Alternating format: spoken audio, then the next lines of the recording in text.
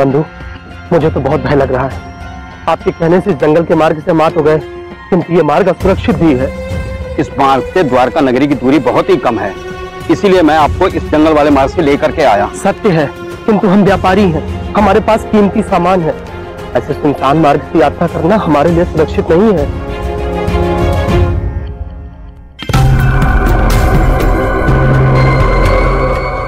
आज तो शिकार स्वयं शिकारी के जाल में आकर फंस गया मित्र। सबसे कहा, इन दोनों व्यापारियों के पास कीमती सामान है। यदि ये हमें मिल जाए तो कई वर्षों तक हमें किसी को भी लूटने की आवश्यकता नहीं पड़ेगी। लूट डकैती तो हमारा कार्य है। हमें कितने भी व्यापारी मिल जाएं, हम अपना कार्य कभी नहीं छोड़ सकते। आप बातों में समय व्यर्थ मत करो, चलो ये लूटते हैं। हाँ चलो।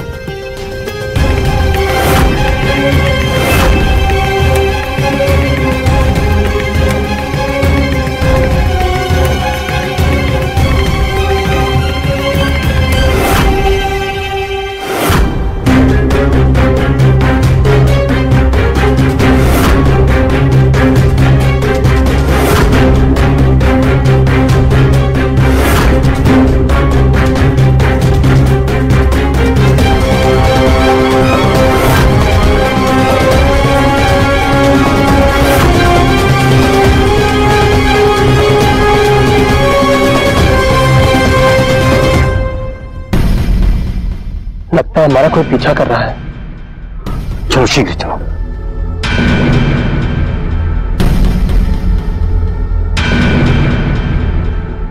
अरे वो दोनों तो भाग रहे हैं, लगता है उन्होंने हमें देख लिया। अरे भाग कर जाएंगे कहाँ?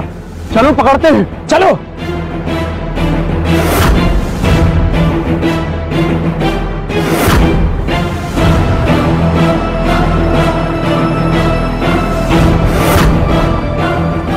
अरे ठहर जाओ! अरे मैंने कहा ठहरो, कहां तक भागोगे?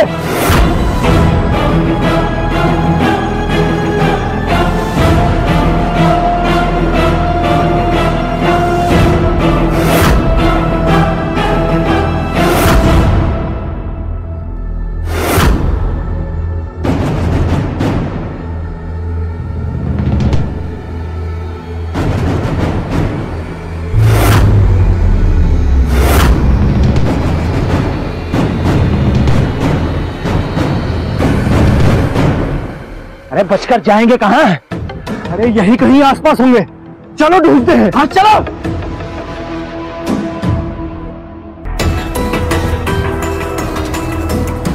मित्र, हमें किसी भी प्रकार इन दस्युओं से अपने प्राणों की रक्षा करनी होगी। कदाचित वो रास्ता द्वारका नगरी की तरफ ही जाता है। आओ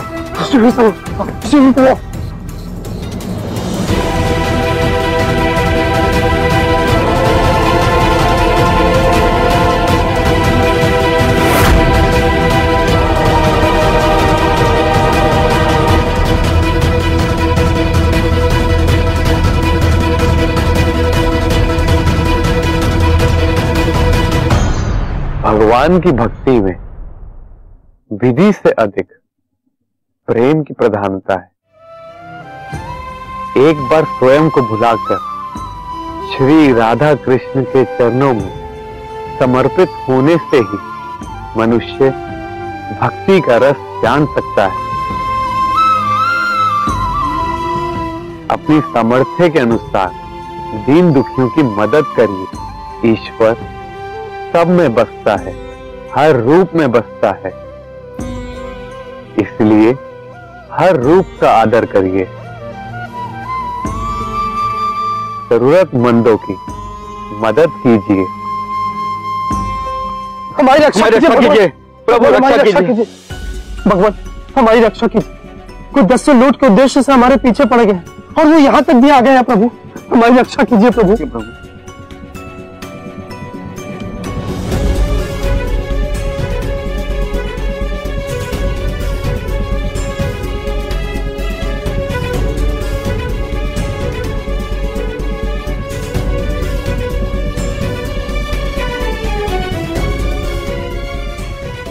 प्रभु रक्षा कीजिए, प्रभु रक्षा कीजिए प्रभु, प्रभु हमारी रक्षा कीजिए प्रभु। चिंता की कोई बात नहीं, सब द्वारकाधीश की छत्र छाया में किसी को कोई हानि नहीं पहुंचेगी।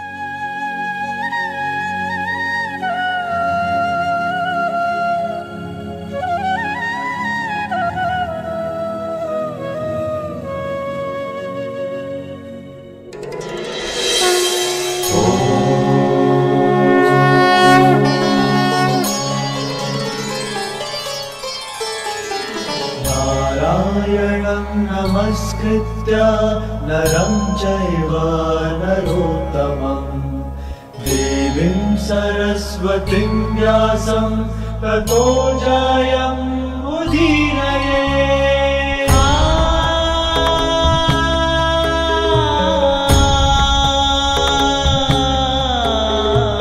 नारायणं नमस्कृत्य नरं चैव नरोत्तमं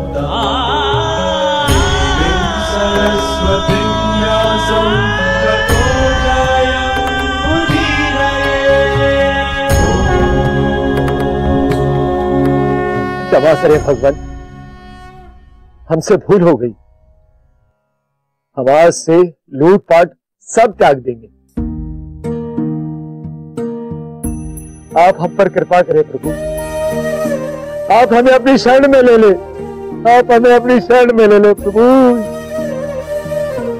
पेट पालने के लिए हम लूट मार करते थे, हम वचन देते हैं कि यह रास्ता छोड़कर हम निष्ठा के मार्ग पर चलेंगे, भक्ति के मार्ग पर चलेंगे।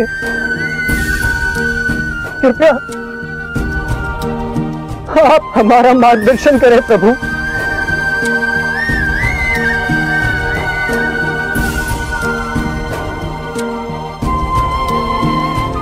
ये मनुष्य शरीर बारंबार नहीं मिलता।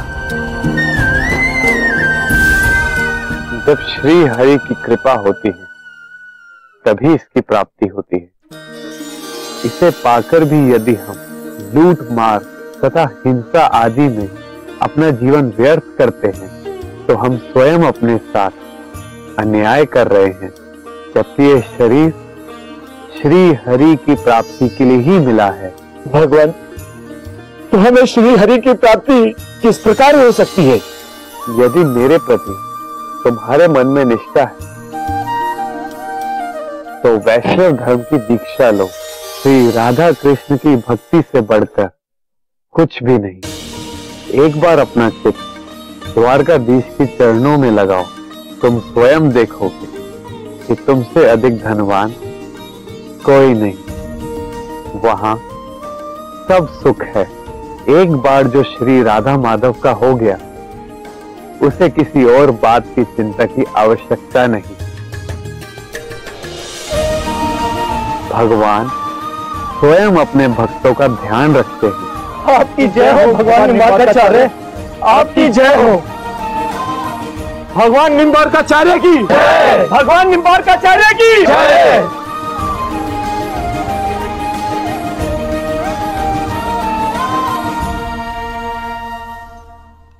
प्रभु, हमें भी अपनी शरण में ले लीजिए प्रभु, हमें भी अपनी शरण में ले लीजिए प्रभु। हमारा भी उद्धार कर दीजिए, हमारा भी उद्धार कर दीजिए प्रभु। आपकी शरण में प्रभु।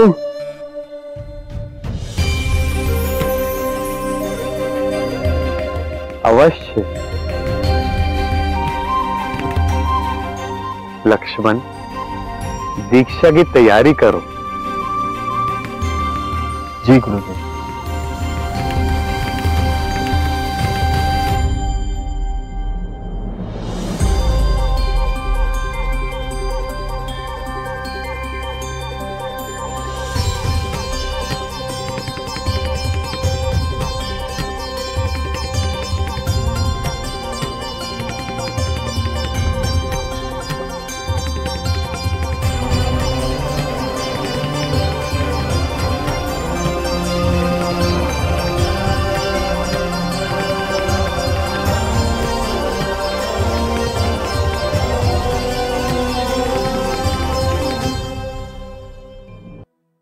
राधे कृष्ण कृष्ण कृष्ण राधे राधे। राधे कृष्ण कृष्ण कृष्ण राधे राधे। राधे श्याम श्याम श्याम राधे राधे। राधे श्याम श्याम श्याम राधे राधे।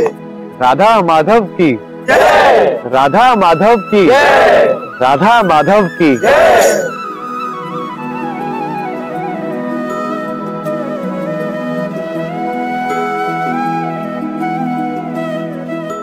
आप सबका कल्याण हो। आप लोग अपने जीवन में संयम बना के रखें। अब आप सब अपने घर की ओर प्रस्थान कर सकते हैं।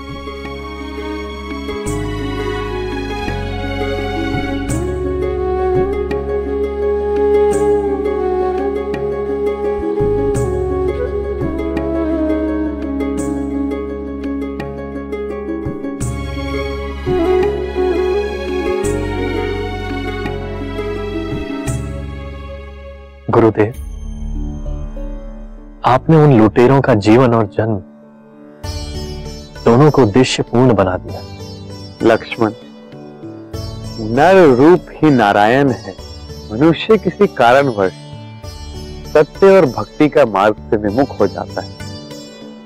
मनुष्य को अपने कर्म के अनुसार फल अवश्य प्राप्त होता है, परंतु यदि वह निष्ठा के साथ भगवान के श्री चरणों में अपने आप को समर्पित कर देता है तो भगवान उसे क्षमा भी कर देते हैं और उसका कल्याण हो जाता है। गुरुदेव, आपकी अनुकंपा पाकर दुष्ट से दुष्ट व्यक्ति भी परम भक्त बन सकता है और ये केवल आप ही कर सकते हैं। मैं कुछ भी नहीं, सब कुछ सर्वेश्वर कर रहे हैं। श्रीनिवास, आज्ञा करें गुरुदेव। अब हमें द्वारकापुरी से सकता है। श्री चरणों में अपने आप को समर्पित कर देता है तो भगवान उसे क्षमा भी कर देते हैं और उसका कल्याण हो जाता है। गुरुदेव, आपकी अनुकंपा पाकर दुष्ट से दुष्ट व्यक्ति भी परम भक्त बन सकता है और ये केवल आप ही कर सकते हैं। मैं कुछ भी नहीं, सब कुछ सर्वेश्वर कर रहे हैं। श्रीनिवास, आज्ञा करें गुरुदेव। अब हमें द्वारकापुरी से प्रस्थान करना चाहिए। चलने की तैयारी कीजिए। जो आज्ञा गुरुदेव।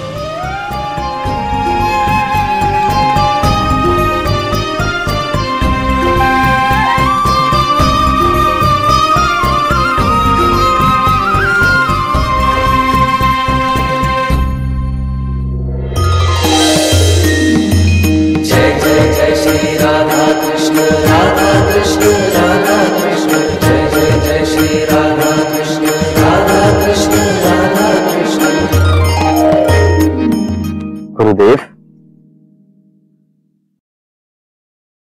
यदि आपकी आज्ञा हो तो कुछ समय हम यहां विश्राम कर लें। सभी शिष्य भी थक गए हैं। ये स्थान विश्राम के लिए उचित होगा। यही उत्तम है। यहां कुछ देर ठहरने के पश्चात आगे की यात्रा करेंगे। लक्ष्मण, जी गुरुदेव। सर्वेश्वर ठाकुर जी के भोग के लिए सरोवर से जल ले आइए। जो आज्ञा गुरुदेव।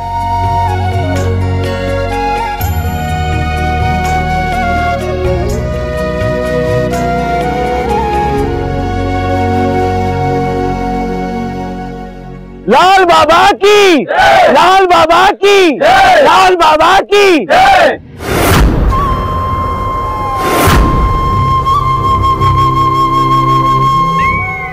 क्या कभी भगवान जन्म लेते हैं? बोलो बोलो। नहीं बाबा। राम कृष्ण ने जन्म कैसे लिया? और यदि जन्म लिया तो वो भगवान कैसे हुए?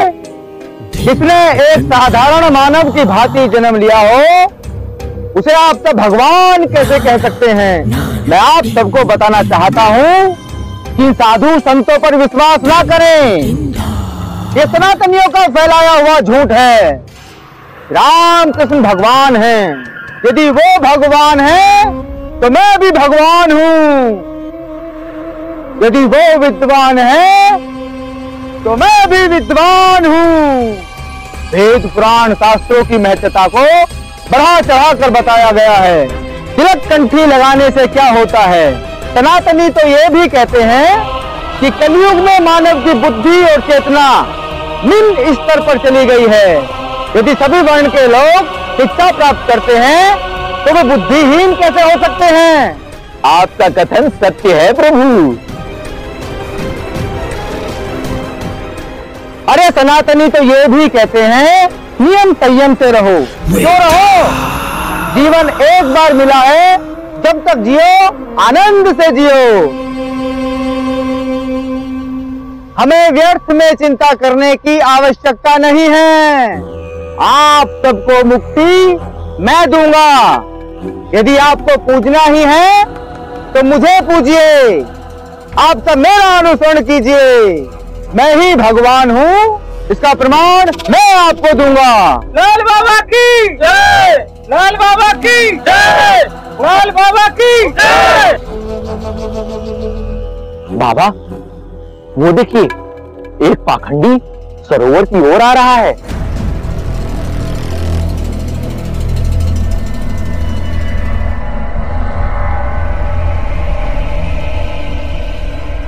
वो देखो, पाखंडियों के संदर्भ में चर्चा की एक पाखंडी सामने से आ रहा है। वो सरोवर की ओर जा रहा है, किंतु वो सरोवर के निकट तो जा रहा है। हमें इसे रोकना होगा।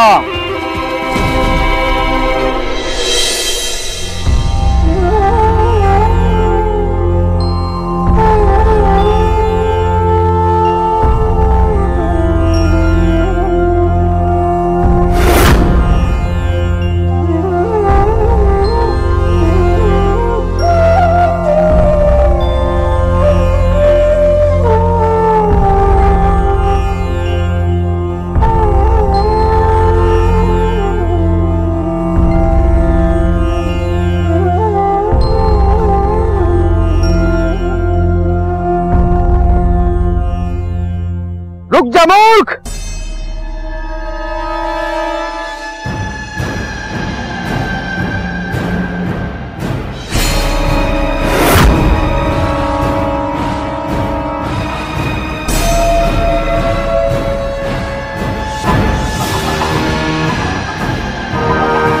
किसकी आज्ञा से तुम इस सरोवर में पानी भरने के लिए जा रहे हो? यह सरोवर मेरा है। इसमें पानी भरना सबके लिए मना है। ये आप क्या कहते? भला जल कैसे किसी का हो सकता है? जल और वायु तो परमात्मा ने सबके लिए बनाए। तो फिर किसी व्यक्ति विशेष का इन पर अधिकार कैसे हो सकता है? इन पर तो मनुष्य, पशु, पक्षी, पेड़ पौधे सभी का समान अधिकार है। तू मूर्ख है, चला जा यहाँ से। तुम जैसे साधु संत ही भगवान का डर दिखाकर भोले भाले जनमानस को लूटते हो। चला जा, नहीं तो इसका परिणाम अच्छा नहीं होगा। अब किस परिणाम की बात कर रहे हैं श्रीमान? मैं अपने गुरुदेव की आज्ञा से सर्वेश्वर ठाकुर जी के भोग हेतु यहां से जल लेने आया हूं और लेकर ही जाऊंगा। गुरु आज्ञा को पूर्ण करना एक शिष्य का परम कर्तव्य होता है। यदि आप भी किसी के शिष्य हैं, तो इस बात का ज्ञान तो आपको भली भांति होगा। मैं किसी का शिष्य नहीं हूं, मैं स्वयं गुरु हूं। तब तो बड़ी दुविधा है। कैसी दुविधा? दुविधा ऐसी कि बिना गुरु के तो ज्ञान की प्राप्ति संभव ही नहीं।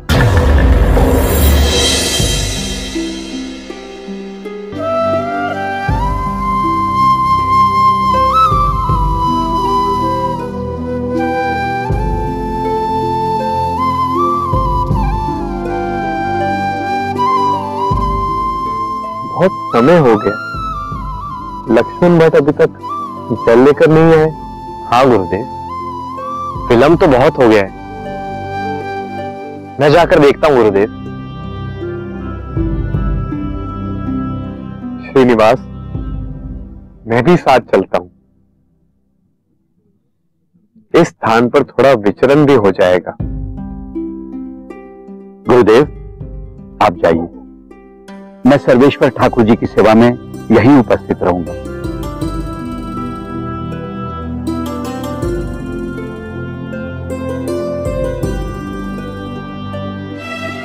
आइए श्रीनिवास। जी गुरुदेव।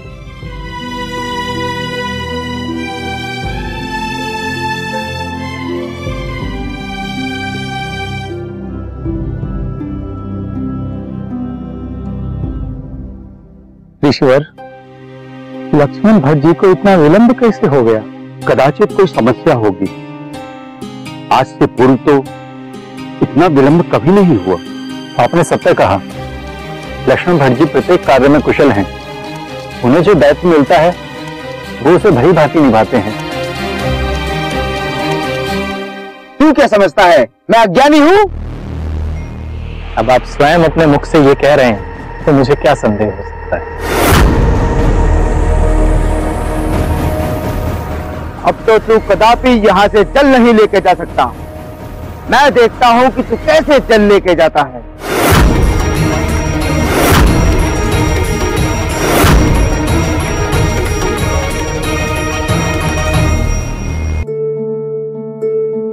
लक्ष्मण,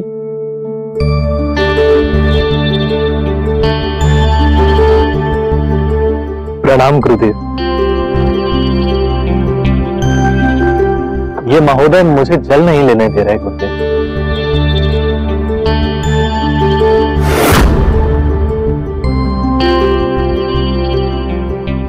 गुरुदेव, अर्थात पाखंडियों की सारी सेना आज यहाँ इकट्ठा हो गई। पहले शिष्य आया, अब गुरु आए हैं। हे ज्ञानी पुरुष, मेरा शिष्य तो केवल यहां जल लेने आया है।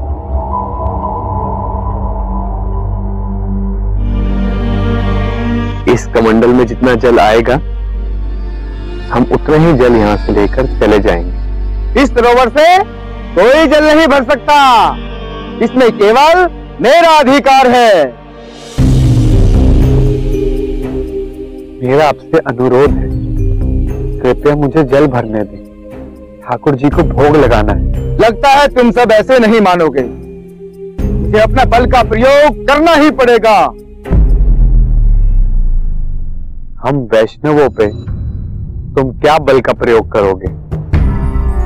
श्री हरि ने समस्त संसार को जल दिया है और तुम उनके भोग के लिए जल लेने से हमें रोक रहे हो। अब इसी जल की माया तुम्हें दिखाते।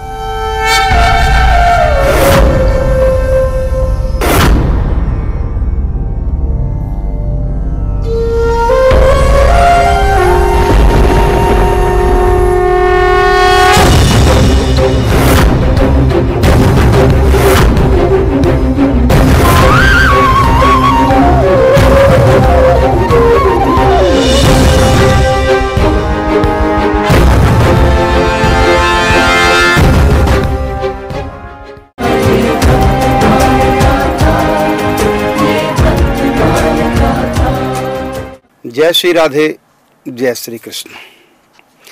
एक प्रश्न आया है, यद्यपि ये प्रश्न पहले भी कई बार आ चुका है, क्योंकि ये जो हमने सीरियल बनाया सिर्फ इसलिए बनाया कि हम सनातन को जानें, सनातन सिद्धांतों को हम समझें। इसलिए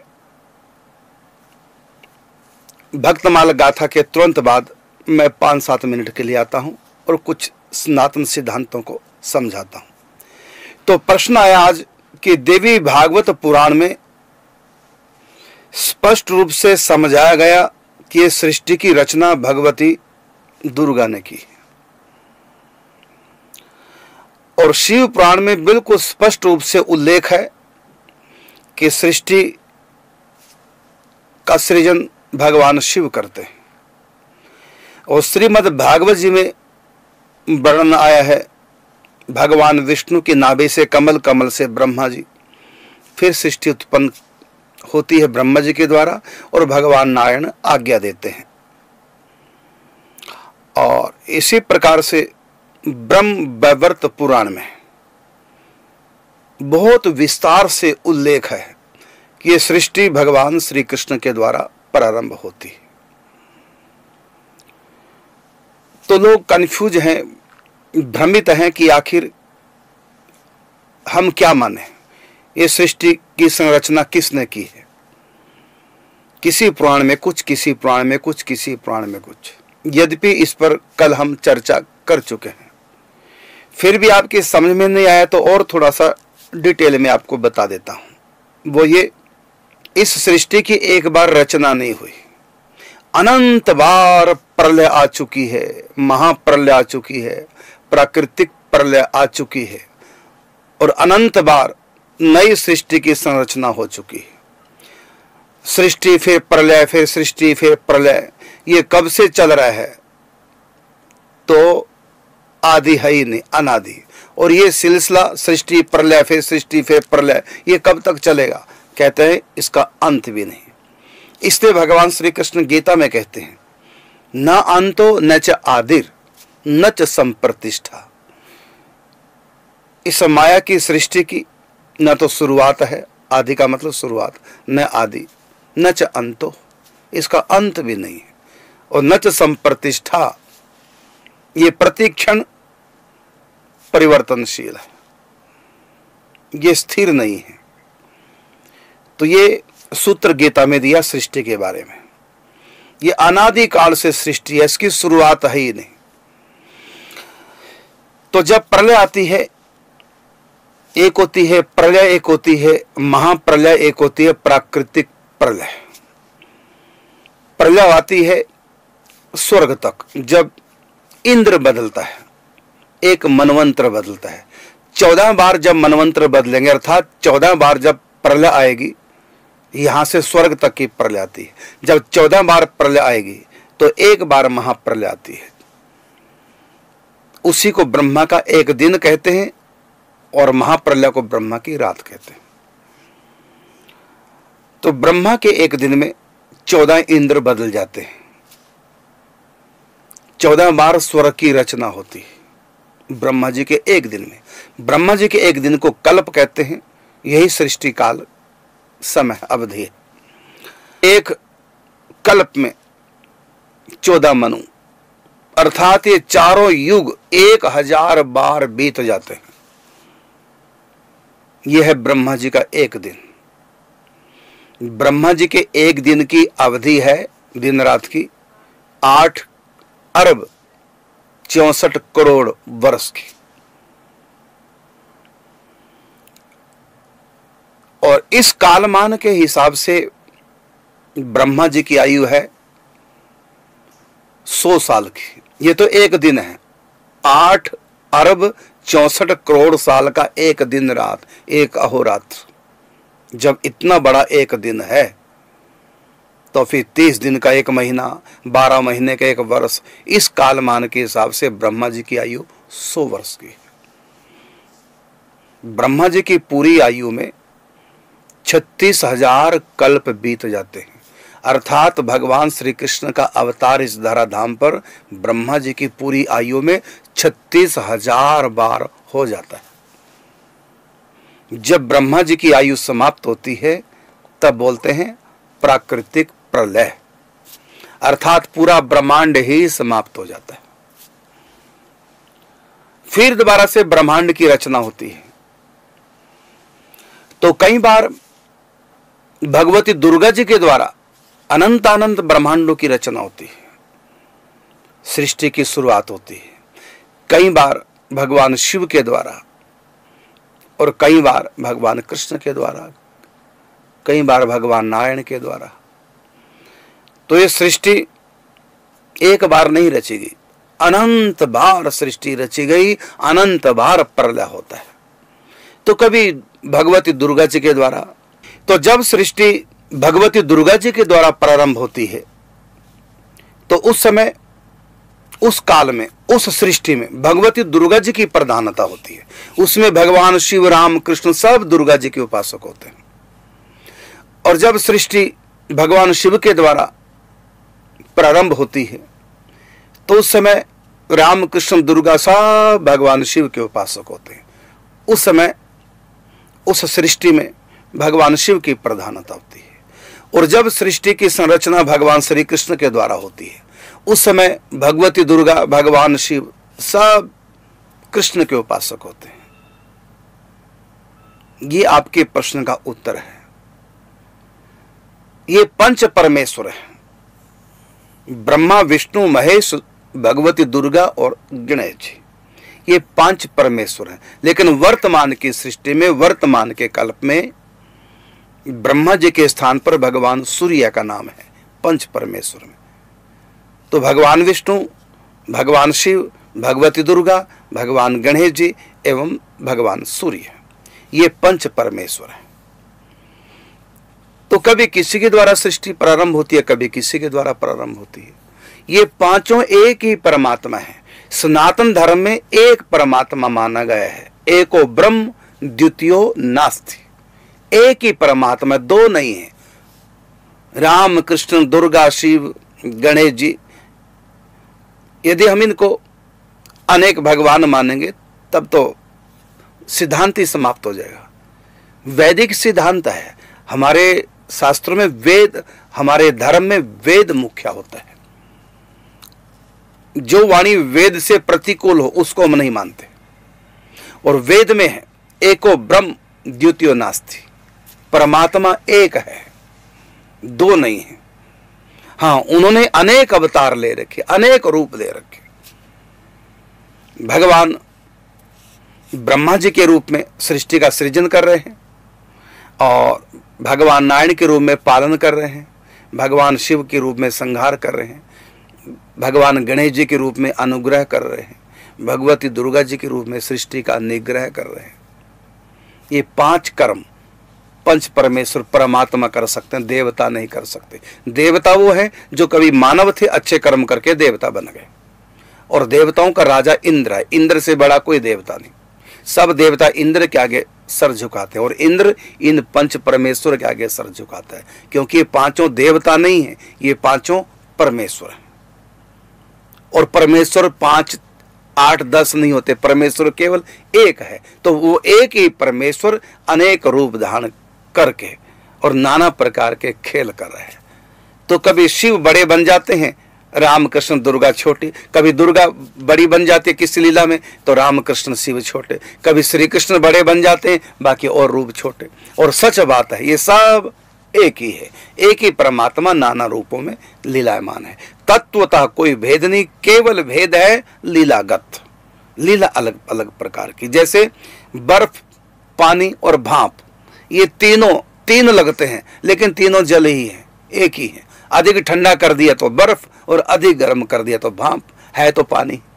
इसी प्रकार एको ब्रह्म द्वितीयो नास्ति, यो वै विष्णु स वै रुद्रो, यो रुद्र स पितामह, एको मूर्ति स्त्रियो देवा रुद्र विष्णु पितामह। एक ही परमात्मा अनंत रूप में। इसलिए कहा हरि अनंत, हरि कथा अनंता, बहुविधि कहाही सुनहि सब संता। तो इसलिए कभी भेद ना करो, सब एक ही परमात्मा अनेक रूपों में। कभी दुर्गा जी के द्वारा सृष्टि की रचना हो रही है, वो सारी कथाएं देवी भागवत पुराण में। कभी भगवान शिव के द्वारा सृष्टि की संरचना होती है, वो सबसे बड़े बन जाते हैं उस समय, वो सारी कथाएं शिव पुराण में। कभी श्री कृष्ण के द्वारा सृष्टि उत्पन्न हो रही है, वो सारी कथाएं ब्रह्मवर्त पुराण में है। तो इसलिए कोई भेद नहीं, एक ही परमात्मा अनेक रूप में। जैसे सोना एक है, उसी की अंगूठी बन जाती है, उसकी नथ, उसी के कुंडल, उसी के कंगन, एक ही सोने के। इसी प्रकार एक ही परमात्मा अनेक रूपों में। कभी किसी भी रूप में भेदभाव, छोटे बड़े की कल्पना नहीं करनी चाहिए। हमको ही मानना कि हमारे जो इष्ट देव हैं वही सब रूपों में है। इसलिए अभेद भाव रखो रूपों में भगवान के, कभी भेद ना करो। ये आपके प्रश्न का उत्तर है।